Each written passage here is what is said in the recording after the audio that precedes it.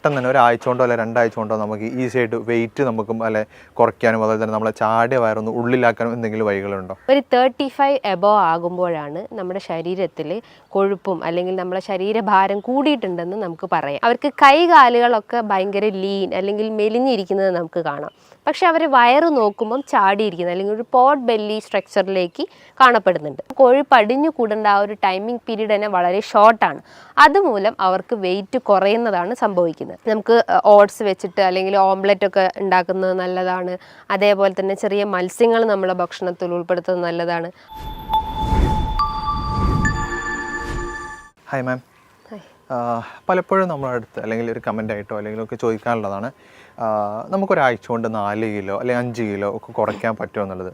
പ്രത്യേകിച്ച് നമ്മളെ ഒരു പിന്നെ വെഡ്ഡിംഗ് ഒക്കെ വരികയാണെങ്കിൽ, നമ്മളെ സ്വന്തം വെഡ്ഡിംഗ് ആണെങ്കിലും അല്ലെങ്കിലൊക്കെ പല ആളുകളും ചോദിക്കാറുണ്ട്, നമുക്ക് ഒരു ഇഷ്ടപ്പെട്ട ഡ്രസ്സൊക്കെ ധരിക്കണമെങ്കിൽ ഒന്ന് ഈ ചാടിയ വയറൊന്ന് ഉള്ളിലാവണം, അതിന് ഒരാഴ്ച കൊണ്ട് എന്തെങ്കിലും മെത്തേഡ്സ് ഉണ്ടോ, അല്ലെങ്കിൽ 2 ആഴ്ച കൊണ്ട് 10 ദിവസം കൊണ്ട് 10 ദിവസത്തിനുള്ളിൽ തന്നെ നമുക്ക് ഇത്രയും കാര്യങ്ങൾ ചെയ്യാൻ പറ്റുമോ എന്ന് പലരും ചോദിക്കാറുണ്ട്.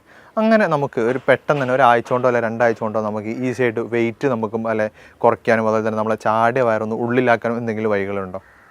നമുക്ക് തീർച്ചയായിട്ടും ഈ 2 ആഴ്ച കൊണ്ടോ അല്ലെങ്കിൽ ഒരു മാസം കൊണ്ടൊക്കെ നമുക്ക് ഇങ്ങനെ അമിത വണ്ണമൊക്കെ നമുക്ക് കുറച്ച് കൊണ്ടുവരാൻ പറ്റുന്നതാണ്. അപ്പോൾ അതിന് മുന്നേ ആയിട്ട് നമുക്ക് വെയിറ്റ് കൂടാൻ എന്തൊക്കെ കാരണങ്ങളെന്ന് നമുക്കിവിടെ ഡിസ്കസ് ചെയ്യാം. മെയിനായിട്ട് വെയിറ്റ് കൂടാന്ന് പറഞ്ഞു കഴിഞ്ഞാൽ നമ്മളെ ബോഡി വെയിറ്റ് അല്ലെങ്കിൽ ബോഡി മാസ് ഇൻഡെക്സ് ഒരു 35 എബോവ് ആകുമ്പോഴാണ് നമ്മുടെ ശരീരത്തിൽ കൊഴുപ്പും അല്ലെങ്കിൽ നമ്മളെ ശരീരഭാരം കൂടിയിട്ടുണ്ടെന്ന് നമുക്ക് പറയാം.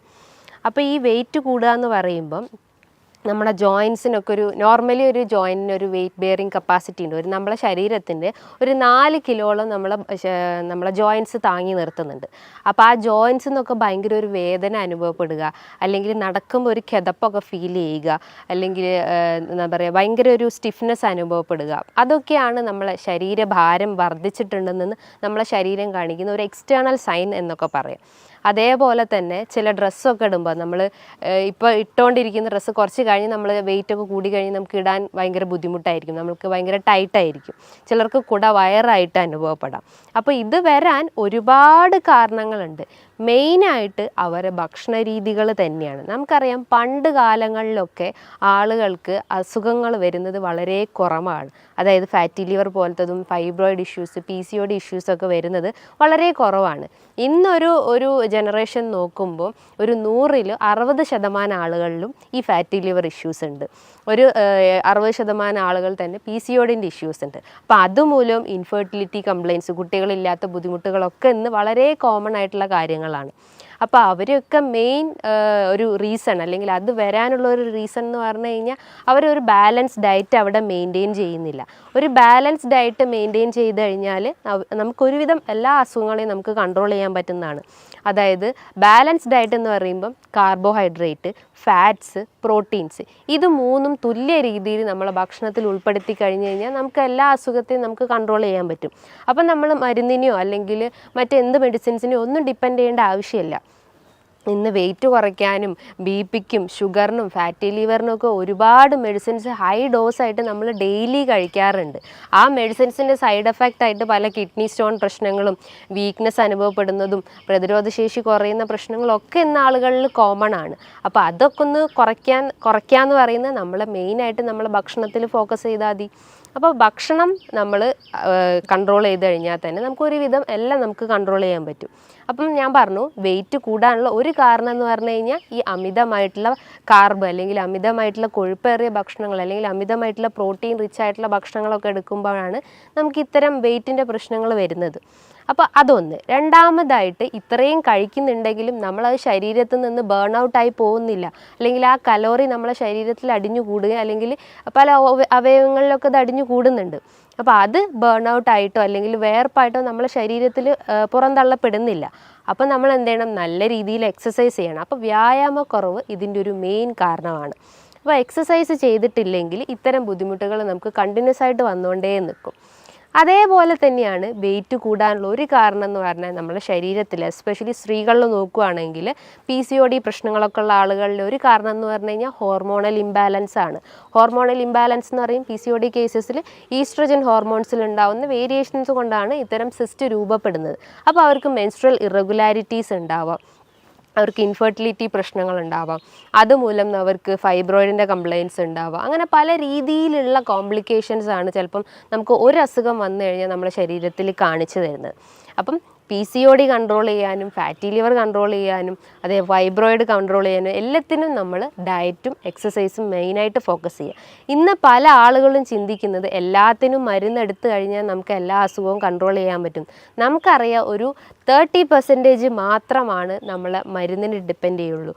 ബാക്കി ഒരു റിമൈനിങ് ഒരു 60% എല്ലാം നമ്മളെ ഭക്ഷണവും അതുപോലെ തന്നെ എക്സസൈസുമാണ് മെയിനായിട്ട് ഫോക്കസ് ചെയ്യേണ്ടത്. അപ്പം നമ്മൾ മെയിനായിട്ട് ഫോക്കസ് ചെയ്യേണ്ടത് നമ്മളെ ഡയറ്റും എക്സസൈസും അതേപോലെ തന്നെ ഒരു 3rd പേഴ്സൺ മാത്രമായിട്ട് മെഡിസിൻസിനെ കണ്ടാൽ മതി.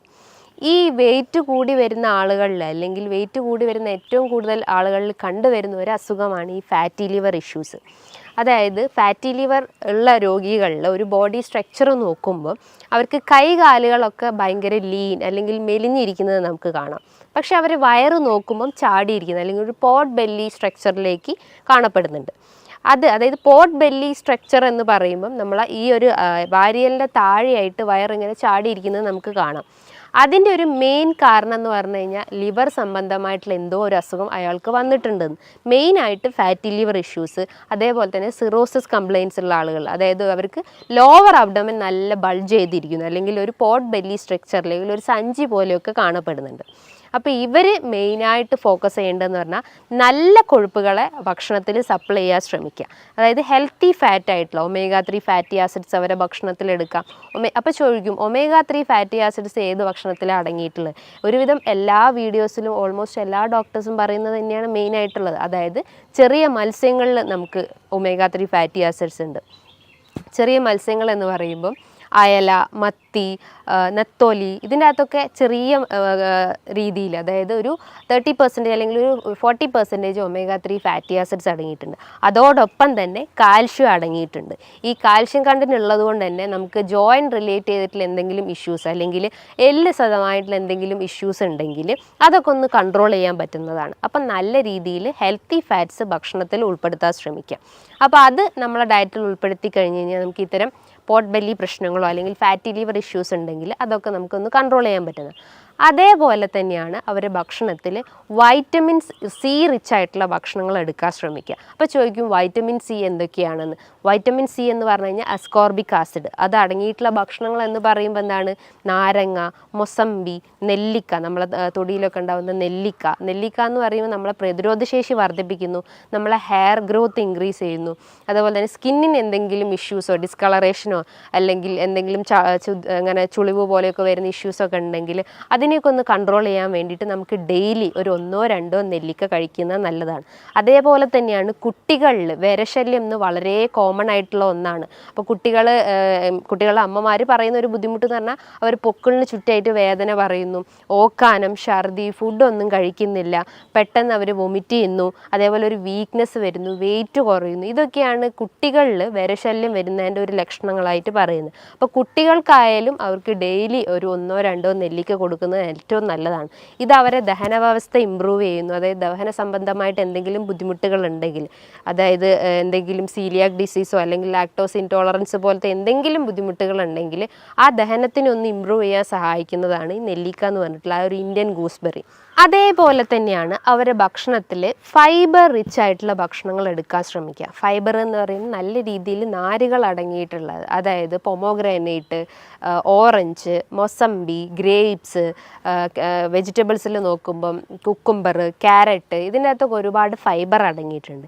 ഇത് നമ്മളെ ദഹനത്തിനെ നല്ല രീതിയിൽ ഇമ്പ്രൂവ് ചെയ്യാൻ സഹായിക്കുന്നു. ഇനിയിപ്പോൾ മലബന്ധം പ്രശ്നങ്ങളൊക്കെ ഉള്ള ആളുകളാണെങ്കിൽ എല്ലാ ഡോക്ടേഴ്സും പറയുന്ന ഒന്നാണ് അവർ നല്ല രീതിയിൽ വാട്ടർ ഇൻടേക്ക് എന്ന് വെച്ചാൽ ബോഡി വാട്ടർ ഇൻടേക്ക് നല്ല രീതിയിൽ കൂട്ടുക. അതേപോലെ തന്നെയാണ് ഫൈബർ റിച്ച് ആയിട്ടുള്ള ഭക്ഷണങ്ങൾ എടുക്കാൻ ശ്രമിക്കുക. അപ്പം ഇതും നമ്മളെ ഡയറ്റിൽ ഉൾപ്പെടുത്തി കഴിഞ്ഞ് കഴിഞ്ഞാൽ നമുക്ക് ദഹന സംബന്ധമായിട്ടുള്ള എന്തെങ്കിലും പ്രശ്നങ്ങളുണ്ടെങ്കിൽ അത് കൺട്രോൾ ചെയ്യും. അതോടൊപ്പം തന്നെ നമ്മളെ വെയിറ്റിനെ ഒന്ന് മെയിൻറ്റെയിൻ ചെയ്യാൻ സഹായിക്കുന്നതാണ്. അതേപോലെ തന്നെയാണ് അവരുടെ ഭക്ഷണത്തിൽ പ്രോട്ടീൻ്റെ കണ്ടൻറ്റും ഇൻക്ലൂഡ് ചെയ്യാൻ ശ്രമിക്കുക. പ്രോട്ടീൻ എന്ന് പറയുമ്പം ചെറിയ മത്സ്യങ്ങളാവട്ടെ, നട്ട്സ് ആവട്ടെ, സീഡ്സ് ആവട്ടെ, പംകിൻ സീഡ്സ്, ഫ്ലാക്സ് സീഡ്സ്, ബദാം, ആൽമണ്ട്, ഇതൊക്കെ അവരുടെ ഭക്ഷണത്തിൽ ഉൾപ്പെടുത്തി കഴിഞ്ഞ് കഴിഞ്ഞാൽ അവർക്ക് ഒരുവിധം എല്ലാ ലൈഫ് സ്റ്റൈൽ ഡിസീസസും അവർക്ക് കൺട്രോൾ ചെയ്യാൻ പറ്റും. ഇന്ന് ഒരുവിധം അസുഖങ്ങൾക്കൊക്കെ മെയിൻ കാരണം എന്ന് പറഞ്ഞു കഴിഞ്ഞാൽ അമിതമായിട്ടുള്ള മദ്യപാനമാണ്, അല്ലെങ്കിൽ അമിതമായിട്ടുള്ള പുകവലിയാണ്. അപ്പോൾ ഈ പുകവലിയും മദ്യപാനമാണ് നമ്മളെ ഫാറ്റി ലിവറിനെ ട്രിഗർ ചെയ്യുന്നത്. സിറോസിസിൻ്റെ ഒരു മെയിൻ വില്ലനായിട്ട് പറയാം, നമുക്ക് ഒരു 10% വില്ലനായിട്ട് നമുക്ക് പറയാം ഈ ഒരു ആൽക്കഹോളിക് അഡിക്ഷൻസ് ആണ്. അപ്പം എല്ലാ അസുഖത്തിനെയും നമുക്ക് തടഞ്ഞു നിർത്താൻ പറ്റുന്നതാണ് നമ്മൾ ഈ പൂർണ്ണമായിട്ടും ആൽക്കഹോളും സ്മോക്കിംഗ് അഡിക്ഷൻസ് ഉണ്ടെങ്കിൽ അത് പൂർണ്ണമായിട്ടും ഒഴിവാക്കാൻ ശ്രമിക്കുക. അതേപോലെ തന്നെ ഈ കുടവയറ് അല്ലെങ്കിൽ അമിതവണ്ണമുള്ള ആളുകളിൽ ഒരു കണ്ടീഷനാണ് ടയേർഡ് ബെല്ലി ഫാറ്റ് എന്ന് പറയും. ടയേർഡ് ബെല്ലി ഫാറ്റ് എന്ന് പറയുമ്പം 2 ടയർ രൂപത്തിലായിട്ട് ഇങ്ങനെ വയറ് കിടക്കുന്നു. ഒന്ന് നമ്മുടെ വാരിയലിൻ്റെ താഴെയായിട്ടും ഒന്ന് നമ്മുടെ ലോവർ അബ്ഡമനിലായിട്ടും ഇങ്ങനെ വയറ് ചാടി കിടക്കുന്നത് കാണാം. ഇതിൻ്റെ ഒരു കാരണം എന്ന് പറഞ്ഞു കഴിഞ്ഞാൽ അവർ നല്ല രീതിയിൽ ഭക്ഷണം കഴിക്കുന്നു, അതായത് അമിതമായിട്ട് വലിച്ചു വാരി കഴിക്കുന്നു. ഒരു പ്രോപ്പർ ടൈമിംഗ് അവിടെ മെയിൻറ്റെയിൻ ചെയ്യുന്നില്ല. ബ്രേക്ക്ഫാസ്റ്റ് എന്ന് പറയുമ്പോൾ നമുക്കറിയാം ഒരു ബ്രെയിൻ ഫുഡായിട്ടാണ് വർക്ക് ചെയ്യുന്നത്. അപ്പോൾ പ്രോപ്പർ ടൈമിങ്ങിൽ ബ്രേക്ക്ഫാസ്റ്റ് കഴിച്ചിട്ടില്ലെങ്കിൽ നമുക്ക് ആ ഒരു ഫുൾ ഡേ റൂട്ടീൻ തന്നെ നമ്മൾ ഡിസോർഡേർഡ് ആയിപ്പോകും. കാരണം നമ്മളെ ദഹനത്തിന് അല്ലെങ്കിൽ നമ്മളെ വയറിനറിയാം നമ്മൾ ഇന്ന ടൈമിലാണ് ഫുഡ് കഴിക്കുക. അപ്പോൾ ആ ഒരു ആ ഒരു ഡിസ്ഫങ്ഷൻ തന്നെ അവിടെ കറക്റ്റ് ആവില്ല. ഐ മീൻ പ്രോപ്പറായിട്ട് നമ്മളെ ദഹനം ഫങ്ഷൻ ചെയ്യുന്നില്ല. അപ്പം ബ്രേക്ക്ഫാസ്റ്റ് സ്കിപ്പ് ചെയ്ത് കഴിഞ്ഞാൽ ഇത്തരം ഇഷ്യൂസ് വരാനുള്ള ചാൻസസ് ഉണ്ട്. അതേപോലെ തന്നെ അവർ നല്ല രീതിയിൽ ഈ ഫ്രക്ടോസ് അല്ലെങ്കിൽ നല്ല രീതിയിൽ മധുരമേറിയ ഭക്ഷണങ്ങൾ എടുക്കാൻ ശ്രമിക്കുന്നത്. അതായത് ബിസ്ക്കറ്റ് ഡെയിലി ചിലപ്പോൾ 2 പാക്കറ്റ് ബിസ്ക്കറ്റൊക്കെ കഴിക്കുന്ന ആളുകളായിരിക്കാം. അതേപോലെ കേക്ക്സ്, പേസ്ട്രി, അതേപോലെ ice creams, chocolates, daily 2-3 glass caffeine അല്ലെങ്കിൽ കോഫി കുടിക്കുന്നത്, അതേപോലെ ചായ കുടിക്കുന്നത്, ഇതൊക്കെ ഒരു അഡിക്ഷൻസ് ആയിട്ട് കണ്ടിന്യൂസ് ആയിട്ട് അവർ ഫോളോ ചെയ്തിട്ടുള്ള ആളുകളായിരിക്കും. അപ്പോൾ അത്തരം ആളുകളിലും ഇത്തരം ടയേർഡ് ബെല്ലി ഫാറ്റ് കണ്ടുവന്നിട്ടുണ്ട്. ഇതിനെ അവർ മെയിനായിട്ട് ശ്രദ്ധിക്കേണ്ടത് ഇത്തരം ദുശീലങ്ങളുണ്ടെങ്കിൽ അത് പൂർണ്ണമായിട്ട് ഒഴിവാക്കാൻ ശ്രമിക്കുക.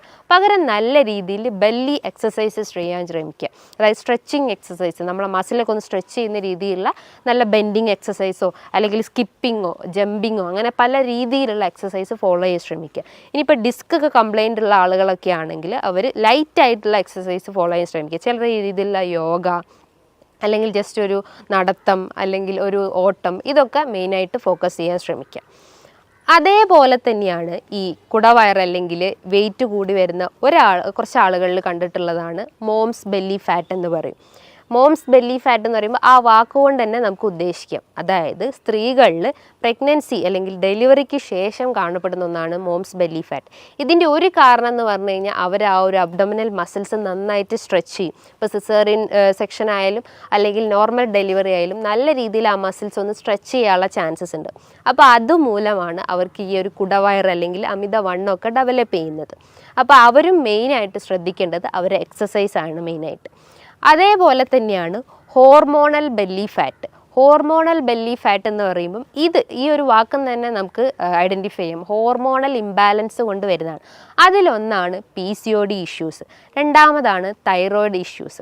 ഇത് മൂലം അവർ ശരീരത്തിൽ അമിതമായിട്ട് കൊഴുപ്പടിഞ്ഞുകൂടുന്നു. നമുക്കറിയാം PCOD എന്ന് പറയുമ്പോൾ എന്താ, ഡയബറ്റിസ് ഓഫ് ഓവറി എന്നാണ്. ഡയബറ്റിസ് ഓഫ് ഓവറി എന്ന് പറയുമ്പോൾ നമ്മൾ ഓവറിയിൽ ബാധിക്കുന്ന ഒരു പ്രമേഹത്തെയാണ് ഈ PCOD എന്ന് പറയുന്നത്. അതായത് അതിൻ്റെ മെയിൻ ഒരു റീസൺ അല്ലെങ്കിൽ ഒരു മെയിൻ വില്ലൻ എന്ന് പറയുന്നത് ഇൻസുലിൻ റെസിസ്റ്റൻസ് ആണ്. നമ്മൾ കഴിക്കുന്ന ഭക്ഷണത്തിന് എനർജി ആയിട്ട് അവിടെ കൺവേർഷൻ നടക്കുന്നില്ല. അതുമൂലം നമുക്ക് ഗ്ലൂക്കോസ് മോളിക്യൂൾസിന് അല്ലെങ്കിൽ ഇൻസുലിൻ റിസപ്റ്റേഴ്സിന് കറക്റ്റായിട്ട് അത് ഐഡൻറ്റിഫൈ ചെയ്യാൻ പറ്റാത്തൊരവസ്ഥ വരുന്നു. അപ്പോൾ നമ്മൾ ബോഡിയിൽ അമിതമായിട്ട് കൊഴുപ്പ് അടിഞ്ഞുകൂടുന്നു, പല ഓർഗൻസിലായിട്ട് അത് അടിഞ്ഞുകൂടുന്നു. അങ്ങനെ അടിഞ്ഞുകൂടുന്ന ഒരു ഇതിലെയാണ് ഓവറീസിൻ്റെ അകത്ത് അടിഞ്ഞുകൂടുന്നതിനെയാണ് ഡയബറ്റിസ് ഓഫ് ഓവറി. അതുമൂലം സ്ത്രീകൾക്ക് മെൻസ്ട്രൽ ഇറഗുലാരിറ്റി ഉണ്ടാവും. അതായത് ഒരു നോർമൽ സൈക്കിൾ എന്ന് പറയുമ്പോൾ 28 to 35 ഡേയ്സ് ആണ്. അത് അവർക്കൊരു 40 ഡേയ്സോ അല്ലെങ്കിൽ ഒരു 2 മന്തൊക്കെ ഡിലേ ആവുന്ന ചാൻസസ് ഉണ്ട്. ഇനിയിപ്പോൾ പീരീഡ്സ് ആയി കഴിഞ്ഞാലും അവർക്കൊരു 1-2 ഒരു സ്കാൻഡി ബ്ലീഡിങ്, വളരെ സ്പോട്ടിങ് രീതിയിലുള്ള ബ്ലീഡിങ് മാത്രമേ കാണപ്പെടുന്നുള്ളൂ. അതിശക്തമായിട്ടുള്ള വയറുവേദന അനുഭവപ്പെടാറുണ്ട്. അതേപോലെ തന്നെ ഭയങ്കരമായിട്ട് ക്ഷീണം അനുഭവപ്പെടുന്നു. അതിനെക്കാട്ടും വലുതൊന്നാണ് അവർക്ക് ശക്തമായിട്ട് വെയിറ്റ് കൂടുന്നത്. ഫുഡ് കഴിക്കാത്ത ആളുകളായാലും അതായത് നോർമലി ഫുഡ് കഴിക്കുന്ന ആളുകളായാലും അവർക്കും ഇത് വെയിറ്റ് കൂടുന്നത് ഒരു കാരണം എന്ന് പറഞ്ഞു കഴിഞ്ഞാൽ ഇൻസുലിൻ റെസിസ്റ്റൻസ് ആണ്. അതേപോലെ തന്നെയാണ് ഹോർമോണൽ ഇംബാലൻസിൽ വരുന്നതാണ് thyroid related issues. Thyroid related issues എന്ന് പറയുമ്പം തൈറോയിഡ് തന്നെ ഹൈപ്പോർ തൈറോയിഡ്സ് ഉണ്ട്, ഹൈപ്പർ തൈറോയിഡ്സ് ഉണ്ട്. ഹൈപ്പർ തൈറോയിഡിസം ഉള്ള കേസസിൽ അവർക്ക് വെയിറ്റ് കുറയുന്നതാണ് സംഭവിക്കുന്നത്. വെയിറ്റ് കുറയാന്ന് പറയുന്നതിന് ഒരു കാരണം എന്ന് പറഞ്ഞു കഴിഞ്ഞാൽ ബേസൽ മെറ്റബോളിക് റേറ്റ് അവിടെ ഹൈ ആണ്. കാരണം അവർ കഴിക്കുന്ന ഭക്ഷണങ്ങളെല്ലാം പെട്ടെന്ന് തന്നെ അവിടെ ഡൈജഷൻ നടക്കുന്നു, പെട്ടെന്ന് തന്നെ അത് എനർജി കൺവേർഷൻ നടക്കുന്നു. അപ്പം കൊഴുപ്പ് അടിഞ്ഞു കൂടേണ്ട ആ ഒരു ടൈമിംഗ് പീരീഡ് തന്നെ വളരെ ഷോർട്ടാണ്. അതുമൂലം അവർക്ക് വെയിറ്റ് കുറയുന്നതാണ് സംഭവിക്കുന്നത്. പക്ഷെ നേരെ തിരിച്ചാണ് ഹൈപ്പോതൈറോയിഡിസം പേഷ്യൻസിൽ. അവർക്ക് ബേസൽ മെറ്റബോളിക് റേറ്റ് വളരെ ലോ ആണ്. അപ്പോൾ അവർക്ക് എന്ത് ചെയ്യും, തൈറോയിഡ് സ്റ്റിമുലേറ്റിംഗ് ഹോർമോൺസ് വളരെ ഹൈ ആയിരിക്കും. പകരം T3 T4 ഹോർമോൺസ് വളരെ ലോ ആവാനുള്ള ചാൻസസ്. കാരണം അവിടെ ഹോർമോൺസിൻ്റെ ആ ഒരു സെക്രീഷൻസ് വളരെ കുറവായിരിക്കും. പക്ഷേ അവിടെ സ്റ്റിമുലേറ്റ് ചെയ്യപ്പെടുന്ന, അതായത് തൈറോയിഡ് സ്റ്റിമുലേറ്റിംഗ് ഹോർമോൺസിൻ്റെ ആ ഒരു ഹോർമോൺ വളരെ കൂടുതലായിരിക്കും. അപ്പോൾ അവർക്ക് ബേസൽ മെറ്റബോളിക് റേറ്റും വളരെ ലോ ആണ്. അവർ കഴിക്കുന്ന ഭക്ഷണങ്ങളെല്ലാം പല ഓർഗൻസിലായിട്ട് അടിഞ്ഞുകൂടുന്നു, അതായത് കൊഴുപ്പായിട്ട് അടിഞ്ഞുകൂടുന്നു. അതിലൊന്നാണ് നമുക്ക് വെയിറ്റ് കൂടുന്നതിൻ്റെ ഒരു ലക്ഷണമായിട്ട് നമുക്ക് പറയാം. അതേപോലെ തന്നെയാണ് തൈറോയിഡ് രോഗികളിൽ അമിതമായിട്ടുള്ള ക്ഷീണം അനുഭവപ്പെടുന്നു. അതായത് ഹൈപ്പോതൈറോയിഡിസം പേഷ്യൻസിൽ അതിശക്തമായിട്ടുള്ള ക്ഷീണം അനുഭവപ്പെടുന്നു. അവർക്ക് മുടികൊഴിച്ചിലിൻ്റെ പ്രശ്നങ്ങളുണ്ടാകുന്നു, സ്കിന്ന് ഭയങ്കര ഡ്രൈ ആവുന്നു. ഇനിയിപ്പോൾ ദഹന വ്യവസ്ഥ നോക്കുകയാണെങ്കിൽ അവർക്ക് മലം കൃത്യമായിട്ട് പോകാത്തൊരവസ്ഥ വരുന്നു, അതായത് കോൺസ്റ്റിപ്പേഷൻ പ്രശ്നങ്ങളുണ്ടാകുന്നു. അതുമൂലം അവർക്ക് പൈൽസിൻ്റെ പ്രശ്നങ്ങളുണ്ടാകുന്നു, ഹെമറോയിഡ്സിൻ്റെ പ്രശ്നങ്ങളുണ്ടാകുന്നു. അങ്ങനെ പല കോംപ്ലിക്കേഷൻസ് ആയിട്ട് ഓരോ ആളുകളിലും ഇന്ന് ഈ ഒരു ബുദ്ധിമുട്ട് കണ്ടുവരുന്നുണ്ട്. ഇതിൻ്റെയൊക്കെ മെയിൻ റീസൺ എന്ന് പറഞ്ഞു കഴിഞ്ഞാൽ അവർ കഴിക്കുന്ന കാർബിൻ്റെ കണ്ടൻറ്റ് ഇൻക്രീസ് ചെയ്തിട്ടുണ്ടാവും, പ്രോട്ടീൻ്റെ കണ്ടൻറ്റ് ഇൻക്രീസ് ആയിട്ടുണ്ടാവും, ഫാറ്റിൻ്റെ കണ്ടൻറ്റ് ഇൻക്രീസ് ആയിട്ടുണ്ടാവും. ഇതൊന്നും കൃത്യമായ രീതിയിൽ അവരുടെ ഡയറ്റിൽ ഉൾപ്പെടുത്താത്തതുകൊണ്ടാണ് ഇത്രയും പ്രശ്നങ്ങൾ ഉണ്ടാകുന്നത്. അപ്പോൾ എപ്പോഴും അവിടെ ഒരു ബാലൻസ്ഡ് ഡയറ്റ് മെയിൻറ്റെയിൻ ചെയ്യാൻ ശ്രമിക്കുക. പല ആളുകളും ഇന്ന് വണ്ണം കുറയ്ക്കാൻ വേണ്ടിയിട്ട് പല രീതിയിലുള്ള ഡയറ്റ് ഫോളോ ചെയ്യുന്നു, അതേപോലെ തന്നെ പല ഫാസ്റ്റിംഗ് ഫോളോ ചെയ്യുന്നു. ആ ഫാസ്റ്റിങ്ങിൽ ഒന്നാണ് ഇൻ്റർമീഡിയൻറ്റ് ഫാസ്റ്റിംഗ്.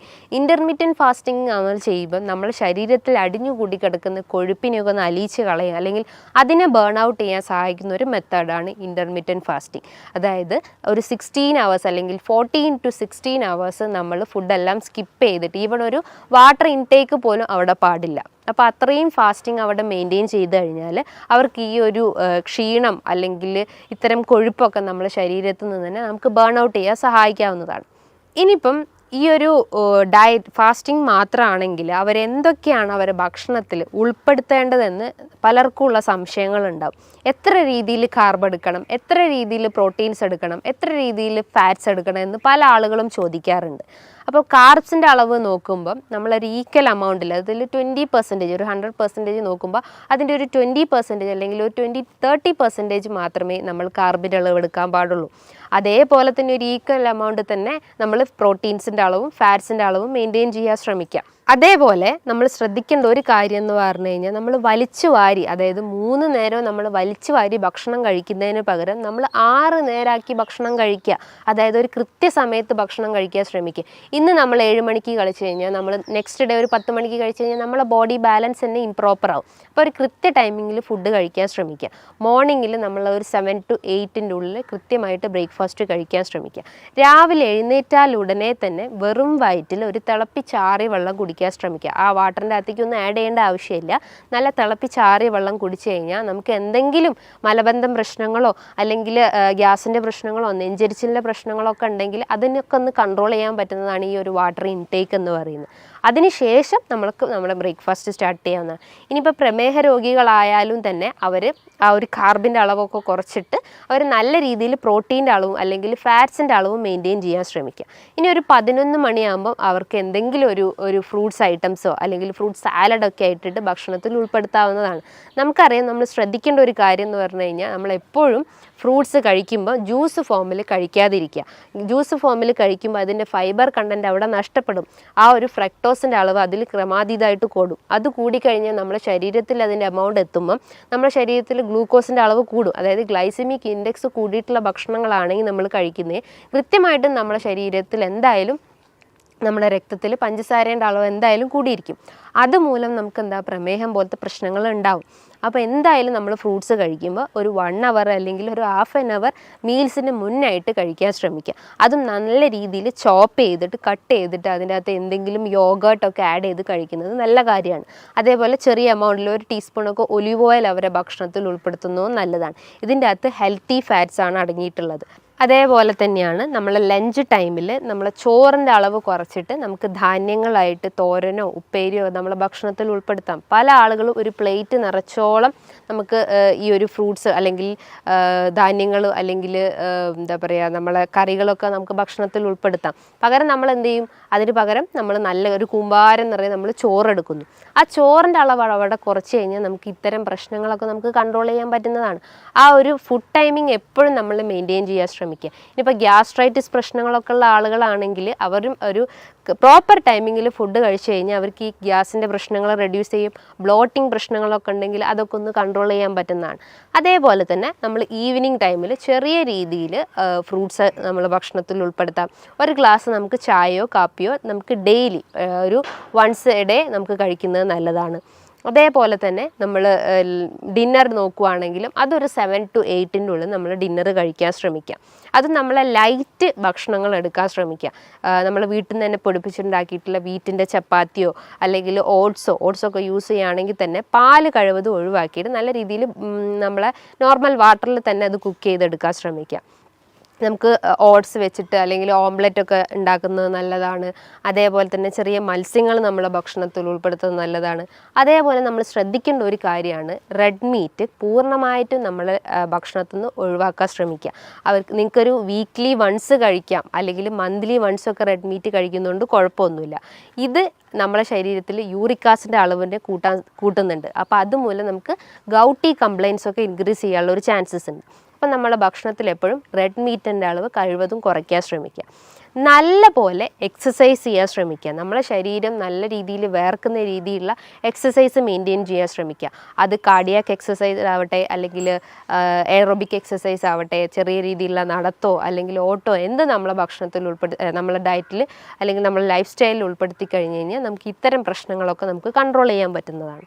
ഈ പറഞ്ഞിട്ടുള്ള ഒരു നല്ല രീതിയിലുള്ള ഒരു പാറ്റേണിൽ ഈ ഒരു മാനേജ്മെൻറ്റ് നമ്മൾ ഫോക്കസ് ചെയ്ത് കഴിഞ്ഞാൽ നമുക്ക് നമ്മളെ വെയിറ്റിനെ നമുക്ക് കൺട്രോൾ ചെയ്യാൻ പറ്റുന്നതാണ്. അതായത് നല്ല ഹെൽത്തി ഫാറ്റ് അല്ലെങ്കിൽ നല്ല ഹെൽത്തി പ്രോട്ടീൻസ് നമ്മൾ ഭക്ഷണത്തിൽ ഉൾപ്പെടുത്തി കഴിഞ്ഞ് കഴിഞ്ഞാൽ നമുക്ക് ഇത്തരം പ്രശ്നങ്ങളൊക്കെ നമുക്ക് ഒരു പരിധി വരെ നമുക്ക് കൺട്രോൾ ചെയ്യാൻ പറ്റുന്നതാണ്.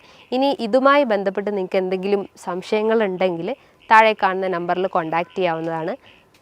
നല്ലൊരു ഹെൽത്ത് ടോപ്പിക്കുമായി വീണ്ടും കാണാം. താങ്ക്